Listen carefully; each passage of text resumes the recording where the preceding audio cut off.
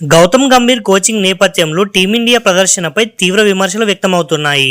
T20 world cup గెలిచిన కొద్ది రోజులకే ఐర్లాండ్ మరియు ఇంగ్లాండ్ చేతిలో భారత్ ఘోరంగా ఓడిపోవడంతో గంభీర్ వ్యూహాలకు బీసీసీఐ స్వస్తి పలకాలని చూస్తుంది.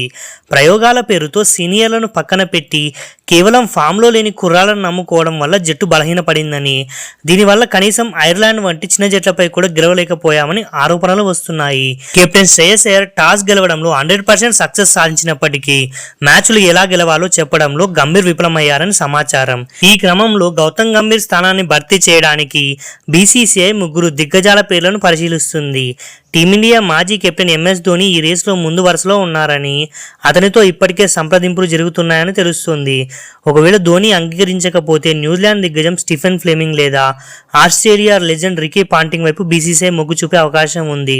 ముఖ్యంగా రికీ పాంటింగ్ కంటే కూడా స్టీఫెన్ ఫ్లెమింగ్ టీమిండియాకు కోచ్గా ఉండేందుకు ఎక్కువ ఆసక్తి చూపిస్తున్నారని సోర్సెస్ పేర్కొంటున్నాయి.